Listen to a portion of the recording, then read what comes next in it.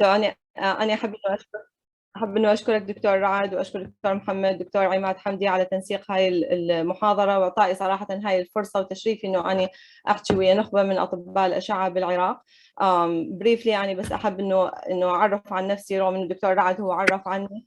أنا من صباح مهدي، أنا خريجة كلية الطب جامعة بغداد 2003. خلصت البورد العربي بالأردن 2011، وبعدين هاجرت لأمريكا، والحمد لله رب العالمين يسر لي بعد توفيق الله سبحانه وتعالى ودعاء الأهل ومساندة زوجي إلي طبعا إنه أنا أحصل على البورد الأمريكي.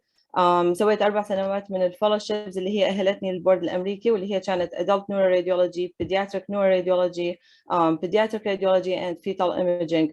وحاليا مثل ما قال دكتور رعد أنا أشتغل كأسيستنت بروفيسور Virginia Commonwealth University in Richmond, Virginia. Okay, so let's switch to English to talk about the topic for today, an eye in the eye, which is radiological eye on the clinical eye. It's actually the presentation is a collaborative work with my husband, who is a pediatric ophthalmologist, to cover most of the radiological and clinical findings for pediatric eye disease. So as a background, let me just move this. Pediatric orbital disease varies from those of adults in terms of pathology and imaging characteristic. The clinical signs and symptoms for most of the disease will be non-specific, including headache or vision loss or eye swelling. Radiological imaging can play an important role in narrowing the differential diagnosis and guiding the clinical management, which we can see through the lecture. So this will be the content for the lecture. We'll talk briefly about anatomy and embryology, moving to the most common disease categories and ending with conclusion. From the anatomy, starting from the bony orbit, as you know, that there is 4 orbital walls, and if we think about it from the superior orbital wall and then moving in a clockwise direction, about the pieces of the bone that forming each wall.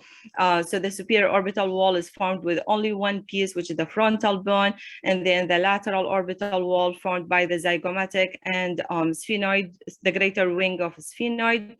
Inferior orbital wall, we have the zygomatic bone, the maxillary bone, and then a small piece of the palatine bone. And then medially, we have 4 pieces, which is the maxillary bone, lacrimal, ethmoid bone forming the lamina papyracea, and lesser wing of sphenoid. It's hard to have all these in one cut. So an axial image of the bone, we have the ethmoid bones medially, and then zygomatic and the greater wing of sphenoid lateral.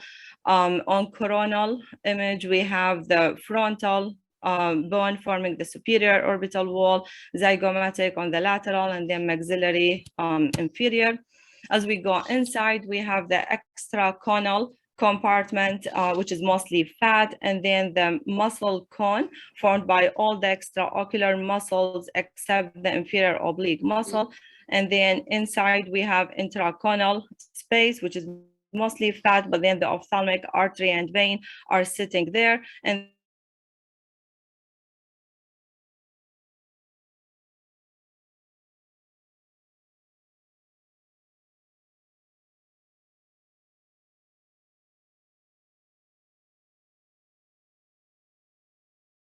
have the choroid as a vascular layer, which extend anteriorly forming the iris and the ciliary bodies, and the innermost layer, which is the sensitive for a vision, which is the retina from inside, and then for the lens will divide the globe into anterior segment and posterior segment containing the vitreous body. The anterior segment splitting by the iris to what we call it the anterior chamber and posterior chamber, which is usually we don't see these structures on imaging.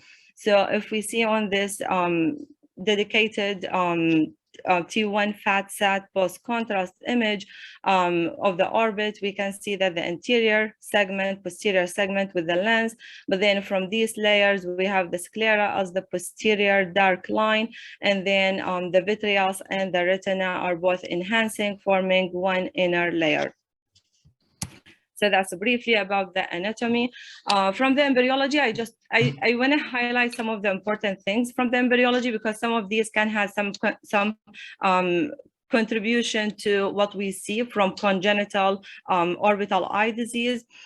So the earliest sign of eye development happening at 22-day-old embryo. There are three layers contributing to the orbit: the neuroectoderm forming the retina, iris, optic nerve, surface ectoderm forming the lens, and then neural crest cell forming everything else, including vascular structure, sclera, choroid, bony orbit, and fat. What happened on 3-week-old or 22-day-old embryo? We have from here, that's the wall of the forebrain. So there will be from the forebrain neuroectoderm, there will be an evagination outside to forming what they call it as the optic groove or optic vesicles. As these vesicles continue to grow, it will come in contact with the surface ectoderm, and that contact will stimulate the formation of the lens, as you can see here. As the process continues and then the eyes start to close on itself, there will be from below what's called the choroidal fissure, which should eventually close around 7th week of gestation, but sometimes this can continue to present, and we will see what this will contribute to. And then we have the hyaloid arteries, which are supplying the posterior surface of retina during embryology life, the fetal life, but then it should regress by around 35 weeks of gestation. You can see this is the hyaloid artery supplying the posterior of the retina. Some of the facts, nice fact about the embryology. So we have the fovea centralis of the retina, which becomes fully differentiated by 4 months after birth. And that basically, which is the area responsible, mostly the cones, responsible for color vision. So that explains why the babies early on, during a couple of months, they don't see clearly, as the fovea is still not fully differentiated. The size of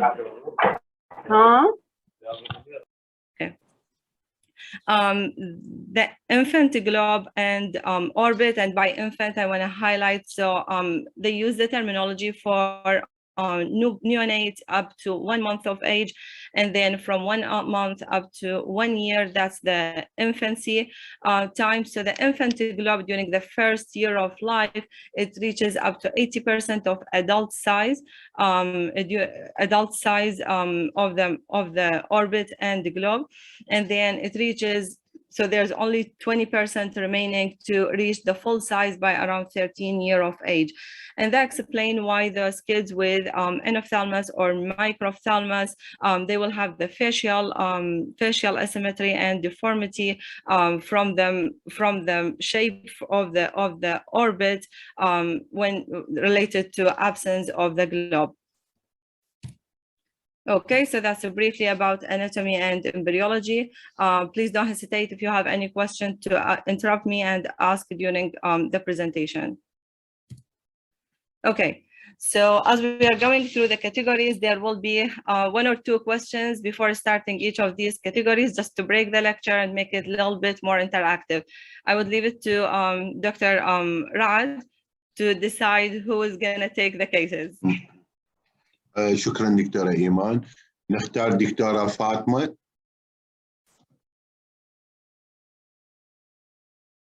دكتورة فاطمة ويانا.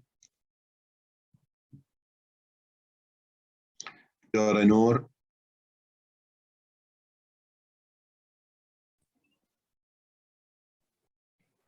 يا نور هواي عندنا.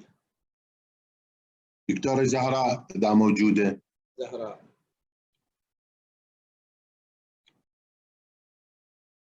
صباح الخير.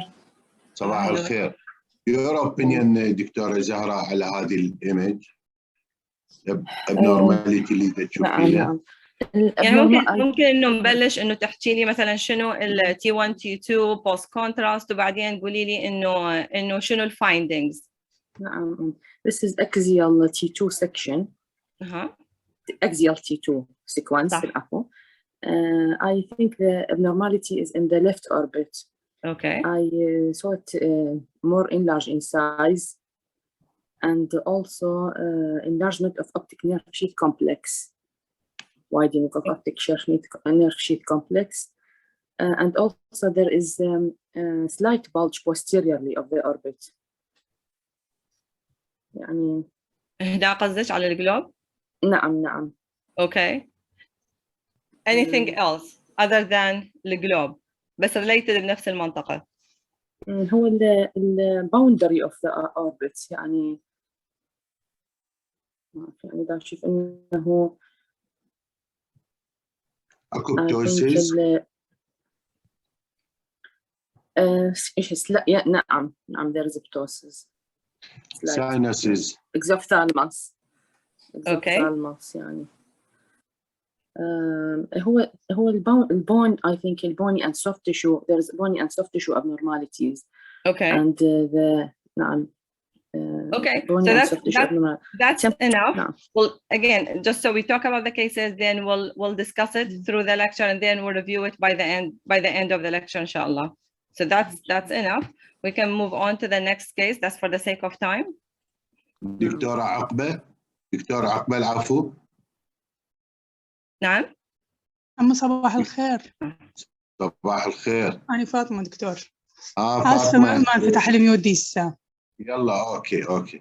You can comment on this case. What are the sequence, the exam, and any abnormal findings? MRI, T2 axial section through both eyes show an increase in the complex sheath complex diameter with the fluid prominent in the retrobulbar region. No other abnormality seen within the temporal lobe or cavernous region. So which side is the abnormality? Mostly the right. دكتورة bilateral أنا عندي زيادة بالcomplex sheath. Bilateral أكو abnormality بالposterior wall of the eyeball. Okay. What do you call it? Coloboma. Okay. So let's go over the congenital disease. And it's a big list for congenital. As you know, pediatric mostly deal with all these congenital things. So starting with enophthalmos, which is congenital absence of the eye. It can be either isolated or syndromic. It can be either primary, where it's the defect or the failure of development of the optic vesicles by 3-week-old embryo, or it can be secondary to failure of the development of the entire anterior neural tube, and that will be a fatal or lethal abnormality. As you can see, that's a picture of enophthalmos. There is some, you will see through the lecture, some correlated clinical pictures, but these pictures are from an ophthalmology book called Hayat Books. Just because, you know, in the United States, there is limitation for taking any pictures for the patient and needs patient privacy and approval. Next is microphthalmos, which is a small globe depending on the total axial length of the globe being less than 2 standard deviation from the population for the mean of the population age. It can be simple, where it's just mild decrease in axial length, or more complex related to further involvement of anterior or posterior segment of the globe. Picture of variable degree of microphthalmos, and then clinical picture. Macrophthalmos, and that's the case that we have. So it's enlarged the globe, but then there's 2 terminologies for it's either macrophthalmos or bophthalmos.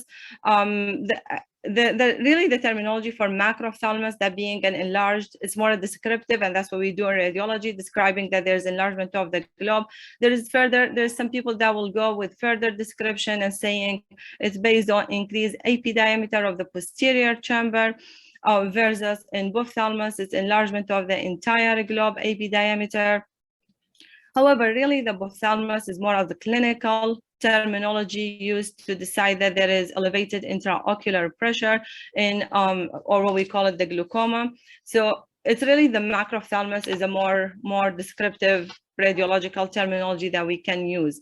So this patient of NF1 with macrophthalmos, they usually have associated congenital glaucoma resulted in ophthalmos or macrophthalmos. The optic nerve sheath looks fine here. However, there is sphenoid wing dysplasia, and then there is more of extra cranial soft tissue related to plexiform neurofibroma as a part of a manifestation of NF1. So the doctor who talked about it, it was right that there's some abnormality within the bony and soft tissue of the orbit. Good job. Staphyloma is more as a thinning and stretching of uveal and scleral tract. Imaging-wise, we'll see more as a posterior out bulging from the globe. That's the only thing that we'll see in staphyloma. It will be associated with axial myopia, glaucoma, or some inflammatory changes. So it's a case of bilateral staphyloma. Coloboma, and that's right, as the doctor said. However, it's just on the right side, and we'll talk about what you are seeing as and when we should call it, as there is increased CSF spaces within the optic nerve. So coloboma is related to defect of the ocular structures, and that's related to persistence or incomplete closure of choroidal fissure that I talked about for the embryology, that we said that choroidal fissure should close.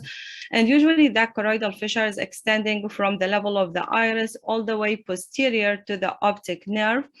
However, when it's clinically obvious that there is anterior coloboma, radiologically we don't see it, but then it's more as a clinical diagnosis. However, when they see it within the ophthalmology team, then they will send for orbital MRI to further evaluate for any posterior extension of coloboma, and that's our responsibility to say if it is optic disc coloboma, as in this case, only at the optic disc, or chorioretinal coloboma, which I will show you a case. So this is still the optic disc coloboma, and that's a chorioretinal coloboma. And that's the clinical picture of a patient where they have the iris defect and it continue all the way posterior, and that's the ophthalmoscope picture for the same patient with all the defect extending posterior through the optic disc and the retinal structures. This is just a normal picture of fundoscope showing that's the normal optic disc with the retinal arteries distributed from there, and that's where the fovea centralis. Morning glory disc anomaly. It's more as terminology, a big name for what we see on imaging. It's related to what they call it more as funnel shape appearance of the optic disc on the fundoscope exam, with more as additional or extra glial tissue over the optic disc, and radiating retinal vessels from the optic disc, resulting in what looks like the morning glory flower appearance. That's where the entire name came from. On imaging, we can see certain characteristic, including more as elevation of the optic disc with some adjacent retinal tissue, and then this will result in effacement of the distal optic nerve sheath. So all this appearance, and then on post contrast, there will be an area of lack of enhancement within the optic disc. That's for the orbital imaging finding. But when they see the fundoscopic picture, clinically, they ask for the orbital MRI to look for the associated craniofacial anomalies, including the transsphenoidal basal encephalocele, as you can see in this case, or can be some vascular anomalies, including moyamoya disease. That's another case. where they saw some defect within the left orbit. Looks like morning glory appearance. Imaging wise, it wasn't really exactly looks like the morning glory. However, part of the description for association with morning glory anomaly include what looks like colobomatous appearance of the globe. So that's what it is in this patient. But then there is a big, and that's a newborn baby, less than 1 month, with transsphenoidal encephalocele, as you can see, and then midline facial defect with absence of the or agenesis of the corpus callosum. You can see on the axial T2 the parallel appearance of the lateral ventricles with colpocephalic appearance, all consistent with morning glory disease. Additional disease include the persistent fetal vasculature, and that's related to persistence of the hyaloid artery, which is supposed to regress around 35 weeks of gestation. So when it persists, it will appear as what looks like stalk extending from the optic disc all the way to the surface of the retina. Usually it's unilateral. However, there is certain entities that can be bilateral, including Nuri syndrome and Warburg disease. Imaging wise, we'll have microphthalmia, but there is no calcifications, and that's different from retinopathy of prematurity. And then there will be some abnormality within the posterior vitreous body. And the appearance resembling what they call it, the Martini glass appearance. Retinopathy of prematurity, which is related to the premature babies of low birth weight with excess oxygen therapy, resulting to an abnormal organization of the vitreous body, and eventually retinal detachment. It's usually bilateral but asymmetric. When we see all the findings on imaging, it's more as like a late advanced disease, where we see the microphthalmia, we see the retinal hemorrhage, and dystrophic calcification later on. And as we're continuing from congenital and developmental anomaly, we have the dermoid epidermoid, which is related to cyst lined by keratinized stratified squamous epithelium. In reality, it's hard to differentiate between the two. Yes, epidermoid can restrict diffusion. Dermoid can have more as a fatty component, but the two are mixed together, and then there's always a component mixing between the two, and that's for the orbital. I'm talking for the ones external to the brain. So it's the easiest way is to really say it's either dermoid / epidermoid when we say in our differential. And as you can see, so it's either restricted diffusion, there may be some peripheral enhancement on imaging, and that's on CT as being a hypodense structure, some bone remodeling, and associated soft tissue swelling and bulging on a clinical picture. Lastly, from the congenital and developmental anomaly is the nasolacrimal duct cyst or obstruction related to failure of canalization of the nasolacrimal duct. So just a review of the lacrimal apparatus. So we have the lacrimal gland on the lateral aspect, we have the lacrimal canaliculi on the medial aspect, then the lacrimal sac, which ending with nasolacrimal duct inferior to the inferior turbinate. And that's an important point to focus on imaging, because sometimes when there is meningocele or neuroglial heterotopia, these will project above the inferior turbinate.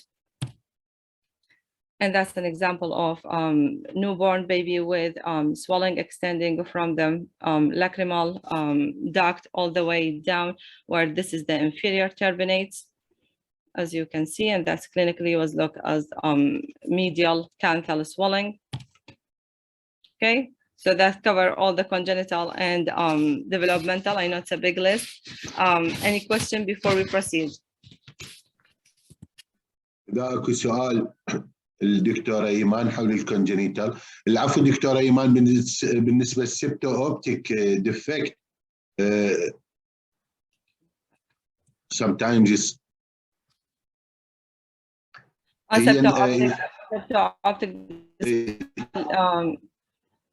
dysplasia defect.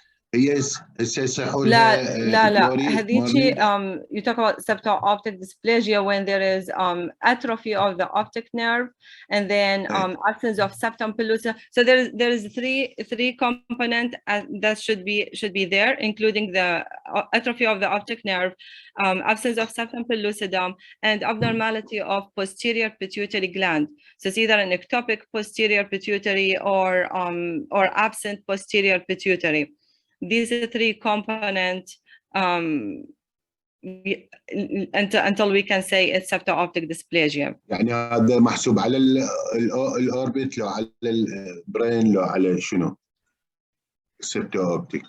septo-optic dysplasia يعني هو بالعادة إنه هم يكونون الأوفثالمولوجي رح يشوفون أو يشكون إنه أكو optic atrophy فيدزون المريض على البرين MRI حتى إحنا نحدد إذا كانت السبتم pellucidum present ولا لا، pituitary gland شلونها، corpus callosum شلونها، فاحنا نساعدهم انه نحدد ال intracranial structures، واذا كانت هذه يعني it works well with being septo-optic dysplasia ولا انه هو بس مجرد optic nerve atrophy وما يعرفون شنو السبب مالته يعني.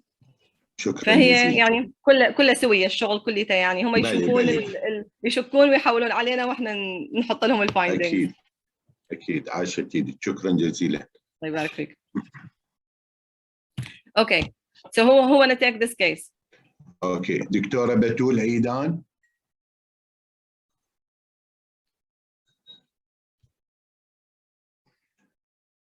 دكتورة بتول ويانا؟ نعم أستاذ، صباح الخير. صباح الخير. Your opinion على هاي الكيس؟ نعم هو exam findings, positive findings. axial sagittal CT scan of the orbit أكو abnormality و irregularity يعني الcontour irregularity in the contour of the left globe. Good job. يعني decrease in size. I'm looking for if there is a defect. يعني ممكن يكون due to storm.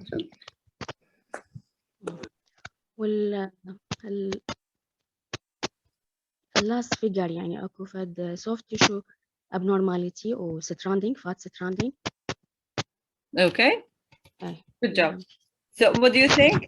I think I missed what you are saying. So it could be related to trauma? Trauma, no. Trauma. Yes. Okay. So this is, now we'll cover traumatic. We'll talk about ruptured globe, orbital wall fracture, foreign bodies, traumatic cataract.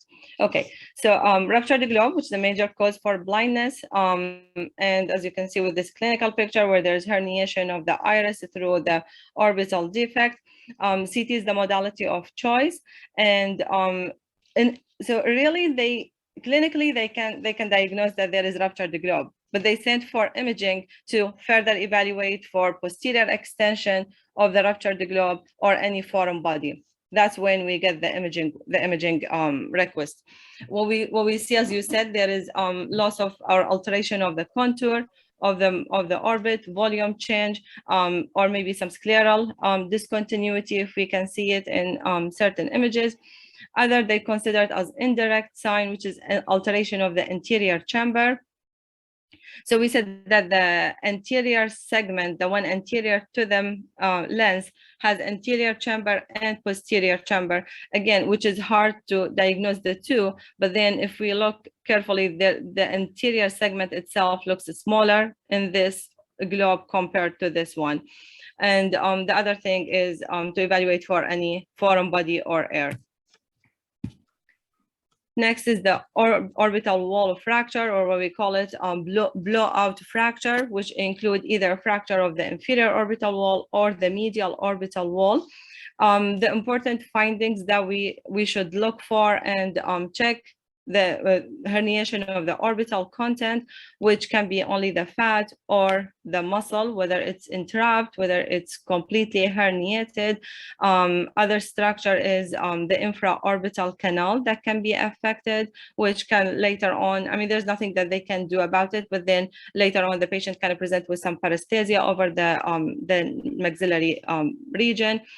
Any associated soft tissue injury or any other fracture. So on the top picture, there is a medial orbital wall fracture, but we see that the medial rectus muscle is in place. However, there's some fat herniating.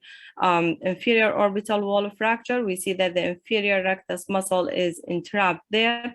On this picture, when they ask the patient to look upward, there is limitation in upward movement of the eye, secondary to entrapment of inferior rectus muscle in orbital floor fracture. Orbital foreign body, most of the time it's going to be clear that we will see that there's all these foreign bodies which will result in infection, retinal toxicity, vision loss. However, I think the only challenging one for us is being the organic foreign bodies, as being the wood. It depends on the stage of how it looks. So if it's acute, then it can look like an air as a hypodensity. Subacute, it can be iso exactly to the orbit and to the globe. And then when it becomes chronic, that's when we will see it as a hyperdense foreign body. So that's the only thing that we need to pay attention. Other than this, all these will look, all the inorganic, the metal, glass, the plastic will look as hyperdense. There's an entity called traumatic cataract, which is not in reality, it could be related to trauma or could be related to, like, it's either really accidental trauma or iatrogenic injury from prior surgery, which is related to an edematous changes within the lens secondary to disruption of the capsule. So it can look on CT as being hypodense, or here it's almost isodense to the globe, to the content of the globe. And on this one, patient with NF1 and traumatic, they call traumatic cataract for post-operative for glaucoma. It looks as more T2 hyper intense compared to the normal, secondary to being more fluid, and the lens looks more swollen. So that's different from mature cataract, where we will see it on CT as being more hyperdense or calcified. Okay, so this is the traumatic. Moving to next categories, who's going to take the case? I see there's 5 minutes remaining for the time. Okay. Dr. Aqba. نعم أستاذ صباح الخير. صباح الخير. Your impression and opinion about this case? Okay, this is axial CT scan centered on the globe and the frontal sinus and the ethmoid sinus. There is evidence of sinusitis with extensive overlying skin and subcutaneous edema.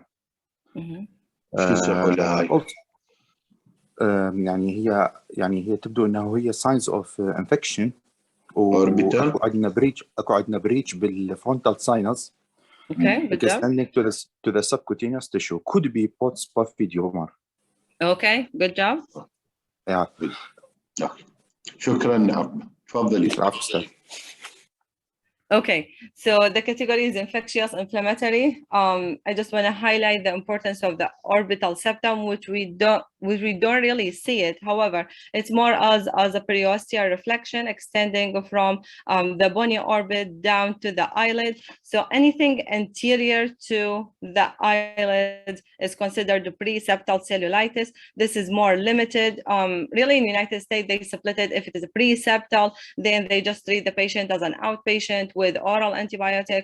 However, if it is post-septal, that's when they admit the patient, they start IV antibiotic, and they go crazy to just decide, okay, is preseptal or post-septal, to decide the management just because of higher risk of complication from post-septal with post-septal cellulitis. كالصدى دكتورة سورة المايك مالتك بلا زحمة. Okay. تفضلي دكتور. Okay, and then مثل ما الدكتور تفضل, so Pott's puffy tumor, it's not really a tumor, it's just a terminology. It's related to frontal sinusitis. So you see the frontal sinus is opacified, and then like extending from or defect from the frontal bone to forming subperiosteal abscess, and from this there will be extension of soft tissue swelling forming preorbital cellulitis. It's important in peds in every case of infection to pay attention to superior ophthalmic vein, that being patent, just due to the high risk of infection extending into the cavernous sinus and ending with sinus thrombosis.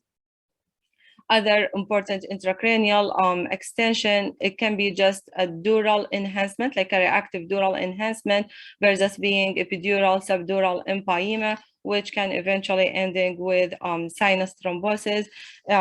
In pediatric, it's a very fast extending infection and fast complication. We saw a case with just Pott's puffy tumor, and then the next day has all intraorbital subperiosteal abscesses, which ended with sinus thrombosis. So it's really important to pay attention to all these. The other, from the inflammatory, we'll talk about pseudotumor, orbital pseudotumor, which is an inflammatory orbital disease of unknown etiology. It can involve any structures within the orbit, can be unilateral, can be bilateral, can look as an infiltrative mass, or involving either the fat, extraocular muscle, lacrimal gland, optic nerve sheath, only the sclera, usually enhanced. So as you see in this case, it's a bilateral diffuse scleral swelling and enhancement with extension along the optic nerve sheath with all the irregularity and stranding of the optic nerve sheath, and enhancement on MRI. It's painful, however, it responds well to steroid, and part of the differential, including myositis, Graves' disease, or lymphoma. So from Graves' disease, we know it's autoimmune thyroid dysfunction, usually bilateral, sparing the tendon, and the mnemonic of I am slow, being the muscles of involvement, most commonly the inferior rectus to the medial rectus, superior rectus, and then lastly the lateral rectus. From lymphoma, it can be of any appearance, depending whether it's really lymphoma versus being lymphoid hyperplasia, most commonly involving the lacrimal gland, and respond to radiation therapy when it's lymphoma. As you can see in this case, that's lacrimal lymphomatous mass, and then further another case with further extension of lymphoma, and then even intracranial extension. Okay, I think. اوكي دكتورة رفل. دكتورة رفل رزاق.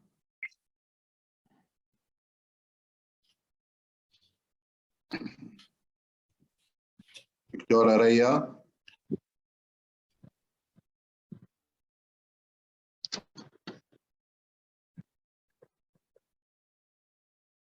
دكتورة هدى حميد. نعم، صباح الخير أستاذ. صباح الخير. دكتورة هدى احكي لنا بابا. نعم. MRI axial T2 sequences through the orbit, showing that there is a mass involving the left orbit with proptosis, the mass involving retroorbital region with the fluid level, with infiltration. I think this is the case of venolymphatic fluid level. Venolymphatic malformation could be. Okay, good job. Okay. Okay, so we'll talk about the vascular, and venous lymphatic is the starting with venous lymphatic, which is the most common vascular malformation of childhood. It's a low flow congenital vascular malformation, can involve lymphatic and venous element. It's so part of the venous lymphatic, and that's everywhere within the body. They call it transspatial, which means it involves multiple spatial level, that doesn't restrict in its place, as we can see in this patient. So there is intraconal, but there's also extraconal component from this area here. And then, yes, it's mostly fluid level. There might be some little bit of wall enhancement. And it's, most of the time it's associated with venous component. So really using the terminology of venous lymphatic malformation is the safest way to say it. However, if it is on exam and you only see the fluid level and part of the choices as being lymphatic malformation, then that's your choice. When you see more as enhancing tissue and more of phlebolith, then that's when you go more with saying venous lymphatic malformation. But in reality, it always has the combination of two. Arteriovenous malformation, it's more as a high flow arteriovenous malformation, and it's similar to our intracranial arteriovenous malformation, where you will see a tangle of vessel, including the enlarged arterial feeder and early draining vein.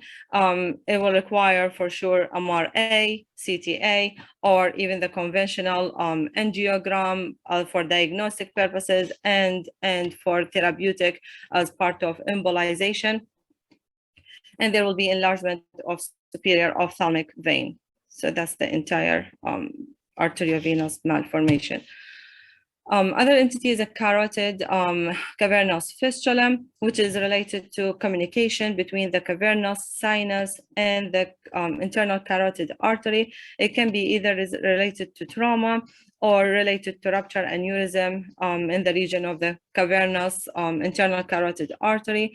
Imaging-wise, we'll have enlargement and dilatation of the superior ophthalmic vein, but then there is still some tortuosity and enlargement of structures within the cavernous sinus, and it's part of presentation for pulsatile exophthalmos.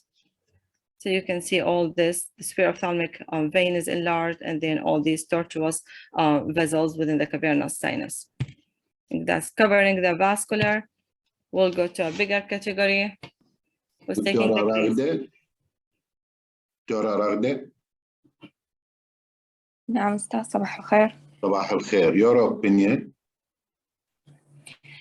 Yes, this 3-section axial MRI. I think to the left it's T2, and to the middle one it's T1, and this is last one. So what do you think about T1? With contrast or without contrast? Yes, yes, T1 with contrast. Okay, good job. And as you can see, I mean, you see the vessels here. Yes. That's what tells you it's post-contrast. Yes. Yes. What do you think about this one? ADC, I think. Yes, good job. Yes. I see there's a irregular shape, all defined with loss of contour of the left eye. And there is a peripheral enhancement in the middle one. So do you think this is the only enhancement, or it's all this area? No, it's all the area it's enhanced. With the central, yeah, yes, it's heterogeneous enhancement. Central necrosis. Yes. So it's not restricted, but I want to see the diffusion to tell it's restricted or not. It's hypo in ADC. So it is restricted. Yes, so it's restricted. I go with you. What I used to tell even my resident is that you need to check really as compared to the adjacent brain parenchyma. If it is something exactly similar to the cortex, then you would call it that there is some restricted diffusion, because usually when it's really facile facilitated diffusion. I mean, this, I would call it facilitated diffusion. That means there is no diffusion on ADC. But if something exactly as the brain parenchyma, then yes, consider it. If the only thing that they provide you is the ADC, then yes, think about it as being restricted diffusion. This is too dark on ADC. This is what you would call it as being no, like as a T2 shine through or something, as being no restriction on ADC. This Yes, area, this is restricted. Okay. Restricted, yes. It's low in ADC. So I think at 6 years old, the most common cerebtomyosarcoma. Okay, good job. Yes. Next. دكتورة ريا طالب. دكتورة بسمة. رفع الرزاق. دعاء عبد الحميد. دكتورة يسر. نعم أستاذ، صباح الخير. صباح الخير. your opinion بنتي.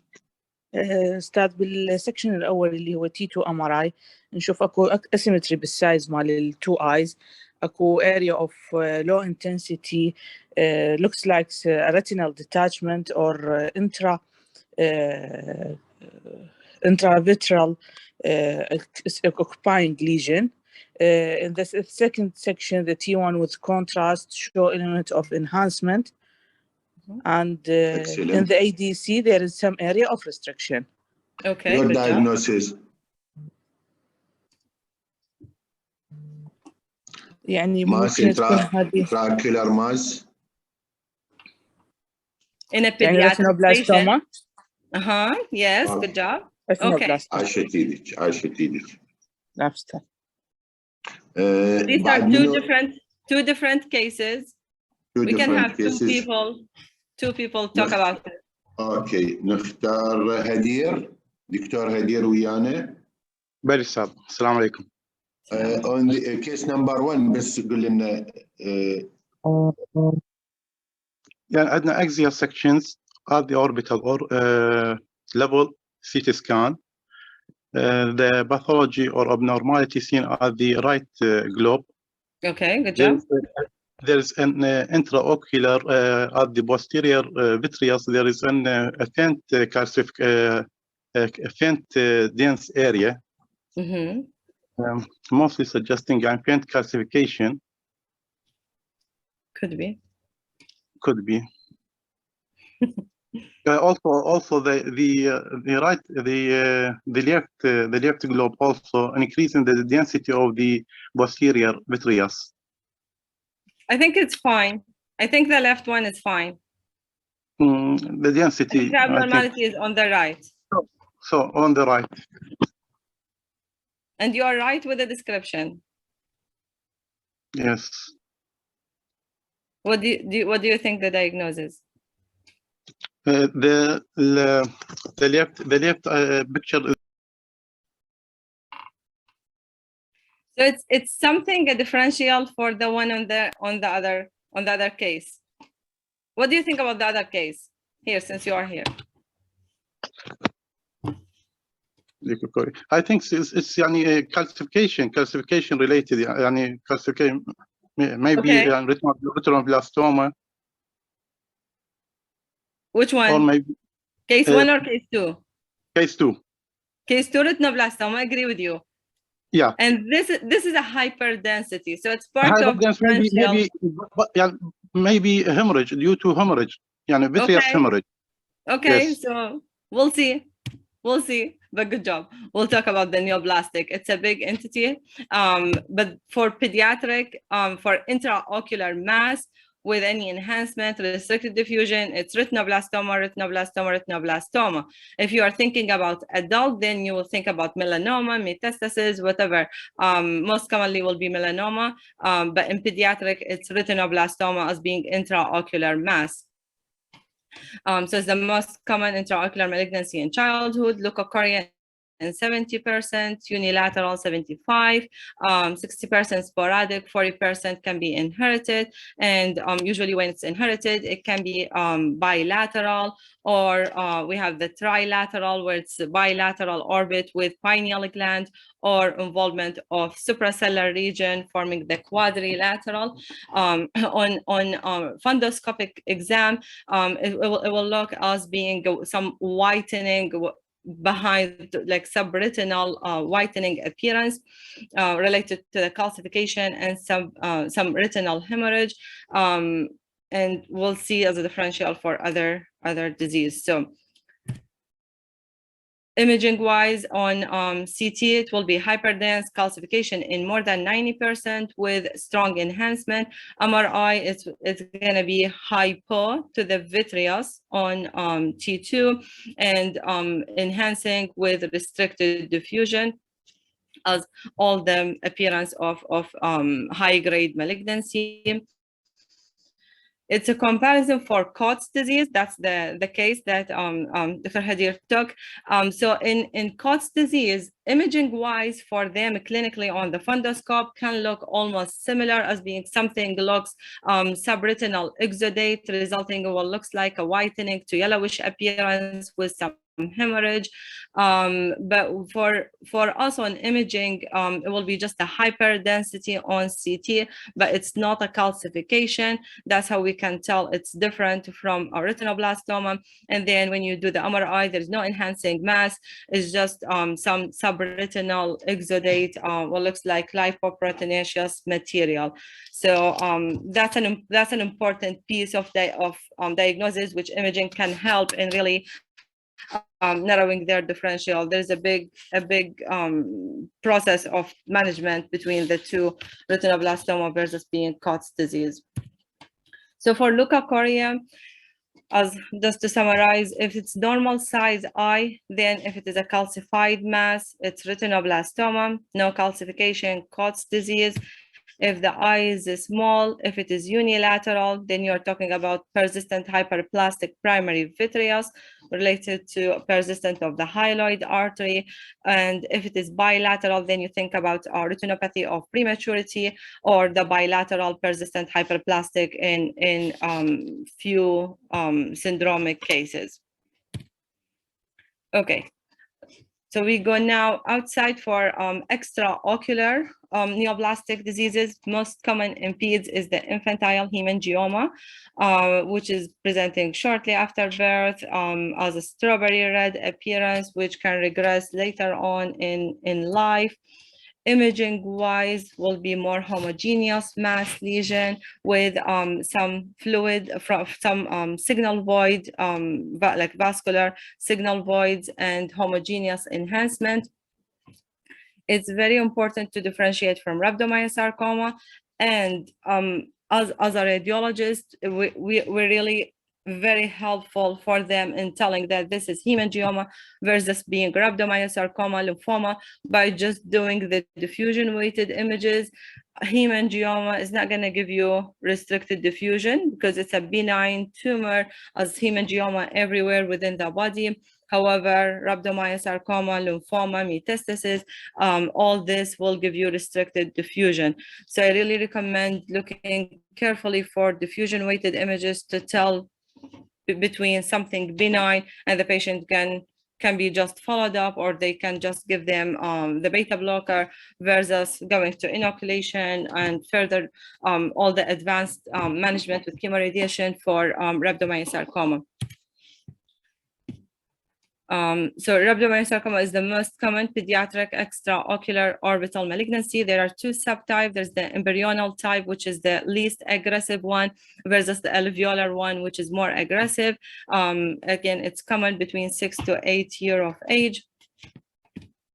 Imaging wise, similar to high-grade malignancy with mass lesion. Early on, it can be well contained. Later on, we will see more as infiltration, bone destruction.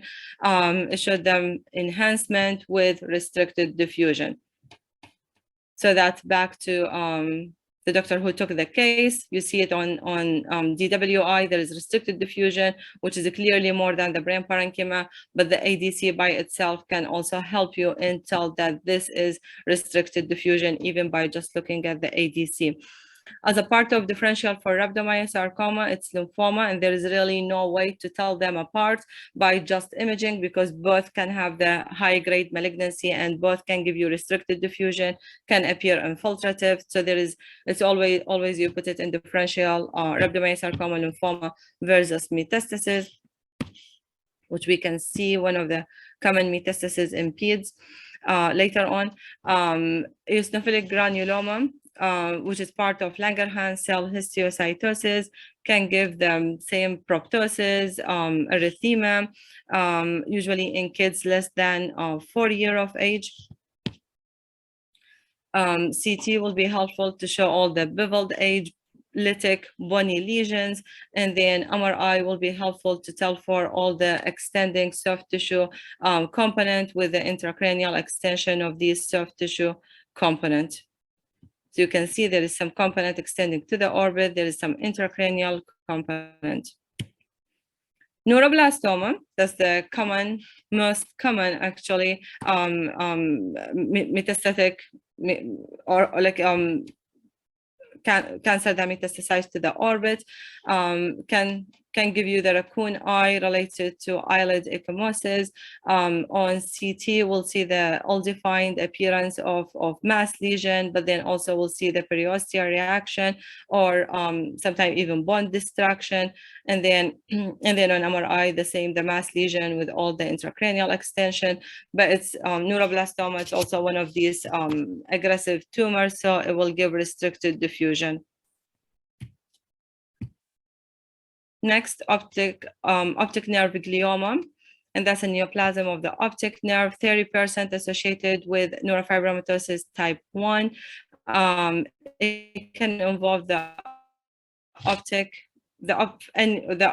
entire optic pathway from the optic nerve to the chiasm to tract, and even more posterior toward the optic radiation. On fundoscope, they can see that there is enlargement and more pallor of the optic nerve, and you see this resulting what looks like sensory esotropia, that the patient doesn't see well. That's why the eye looks somewhere else.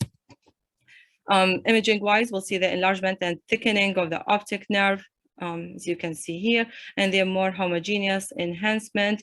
It's important to differentiate from meningioma, and that's more as really adult differential, and more as for exam.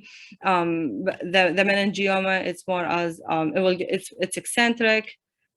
As you can see, the optic nerve, it's involving the optic nerve sheath, and the optic nerve will be spared and will result in trauma tract appearance. But again, meningioma, it's never a differential for pediatric population. So if it's a pediatric population, it's going to be something else, not meningioma.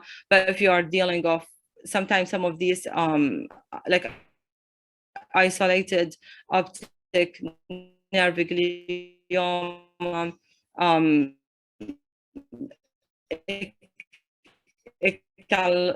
it can happen in more as adolescent or young adult around 30. So then that's when meningioma, it can be still in your differential.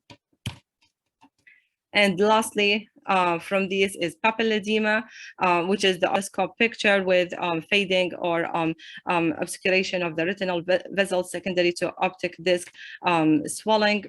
So it's related to increased intracranial pressure for whatever reason, whether it's neoplasm, hemorrhage, pseudotumor cerebri, thrombosis, hydrocephalus, usually bilateral.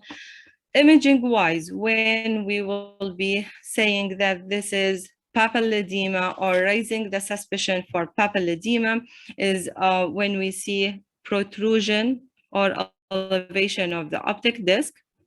We see flattening of the posterior sclera, as you can see this one without any arrows. So we have the contour of the posterior sclera, but then here looks more flattened, and then optic nerve is bulging inside the globe. And then you see also the widening of the distal optic nerve sheath.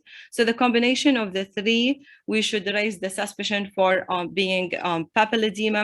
And usually what we do over there, that we would say, okay, correlate with ophthalmological exam. Most of the time in my experience, when we see it on imaging, then the patient will have grade 3 or 4 clinical papilledema on exam. But we really want to be able to see grade 1 or 2. It's just too hard to say it. But it's a good one to pay attention when we look for pseudotumor cerebri as being part of association for elevated intracranial pressure, or when you have like a posterior fossa tumor in pediatric, or so you will see hydrocephalus with periventricular interstitial edema. But when you look to the globe, also you will see the papilledema related to elevated intracranial pressure. So that's, we conclude talking about the anatomy and briefly the embryology, with highlighting of the important findings from embryology that can help us in understanding the clinical, the congenital abnormalities. And then we reviewed, we talked about the radiological and the clinical findings for major orbital and ophthalmological pathology. And we highlight how the radiological finding can play an important role in narrowing the diagnosis and guiding the clinical management, especially, which I still always highlighted, that the importance for doing the diffusion for cases with orbital tumor to tell between benign versus malignant abnormality. Okay. شكرا جزيلا دكتورة إيمان. Dysplasia and then plexiform neurofibroma, optic disc coloboma, and then ruptured the globe with changing in contour, and all them change from the trauma. Potts Puffy tumor with subperiosteal abscess extending to being a pre-septal cellulitis. Venous lymphatic malformation with the fluid levels, and intraconal extraconal compartment being transfacial. Rhabdomyosarcoma, most common pediatric orbital tumor with restricted diffusion. Retinoblastoma, intraocular tumor in peds with restricted diffusion. And then Coats disease with hyperdensity without calcification versus retinoblastoma. So the references, and thank you all.